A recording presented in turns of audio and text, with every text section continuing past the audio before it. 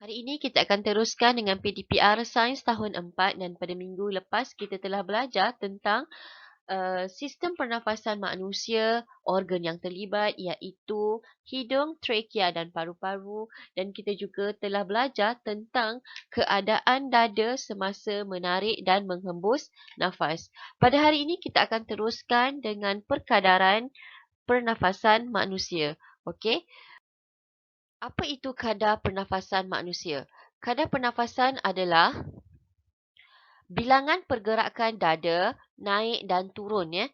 Bilangan pergerakan dada naik dan turun dalam masa 1 minit dan ianya bergantung kepada jenis aktiviti yang dijalankan. Okey, jadi kita bahagi kadar pernafasan kita boleh bahagikan kepada 3 bahagian. Yang pertama, kadar pernafasan rendah. Yang kedua, kadar pernafasan sederhana. Dan yang ketiga adalah kadar pernafasan tinggi. Kadar pernafasan rendah melibatkan aktiviti-aktiviti yang tidak memerlukan tenaga yang banyak ataupun aktiviti yang awak buat dalam keadaan awak rehat. Contohnya seperti tidur, duduk, baca surat khabar, menonton televisyen. Okey, kalau kadar pernafasan sederhana, contoh aktiviti dia adalah senaman ringan seperti yoga.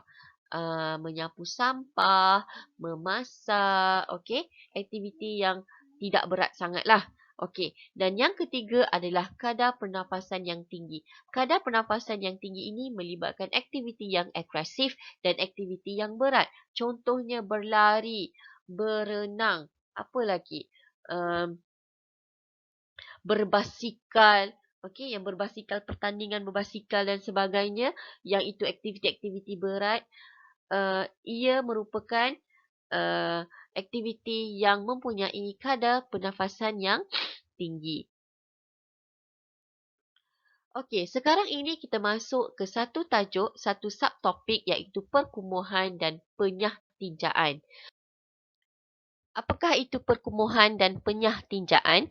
Perkumuhan adalah penyingkiran bahan buangan dari badan. Okey, penyingkiran bahan buangan dari badan.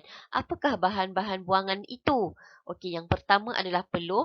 Okey, awak berpeluh itu adalah bahan buangan. Apa sahaja yang tidak diperlukan badan, badan akan keluar. Badan tak akan simpan ya. Jadi yang pertama badan keluarkan peluh dan yang ketiga air kencing ataupun kita panggil sebagai urin dan yang keempat dan kelima wap air serta karbon dioksida yang kita keluarkan semasa kita bernafas. Okey. Jadi perkumuhan ini kita akan keluarkan bahan-bahan yang badan tak perlukan. Okey, badan tak perlukan, dia tak boleh simpan, jadi dia kena keluarkan.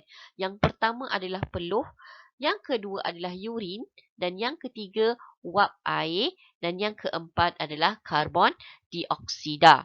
Okey, jadi penyah tinjaan pula adalah penyingkiran tinja.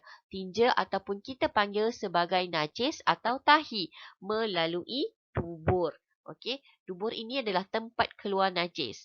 Okey, jadi beza antara dua perkumuhan dengan penyah tinjaan ini adalah penyah tinjaan adalah hasil dia najis sahaja. Manakala perkumuhan melibatkan peluh, urin, wap air dan karbon dioksida.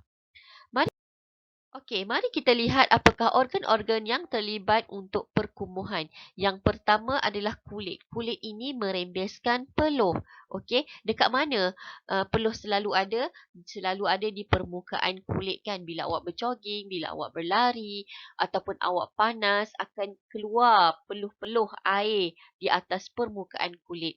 Jadi organ yang terlibat dalam perembesan peluh adalah kulit. Yang kedua adalah paru-paru. Paru-paru membebaskan karbon dioksida dan wap air. Sebagaimana yang kita belajar, paru-paru adalah tempat pertukaran gas karbon dioksida dan oksigen untuk bernafas. Jadi, paru-paru ini akan membebaskan karbon dioksida dan wap air.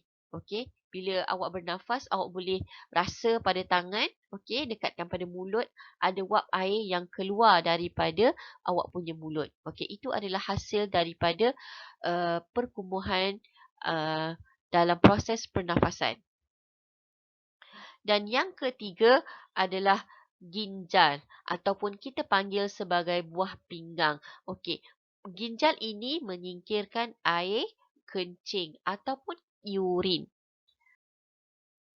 Manakala untuk penyah tinjaan, iaitu ini adalah usus besar. Okey, penyah tinjaan melibatkan usus besar dan dubur. Dubur ini adalah tempat keluar najis. Di hujung tu yang tempat kita buang najis kita. Okey, ini adalah tinja, ini adalah dubur. Okey, makanan yang tidak tercerna semasa proses pencernaan akan menjadi tinja. Okey, makanan yang awak makan tu apabila dia tidak tercerna, dia akan keluarkan daripada badan. Bila tak keluar daripada badan, bahan kumuh ini akan menjadi toksik. Jadi macam mana pun kita kena keluarkan. Jadi dia keluarkan sebagai tinja. Proses menyingkir tinja berlaku melalui dubur dan dinamakan sebagai penyah tinjaan.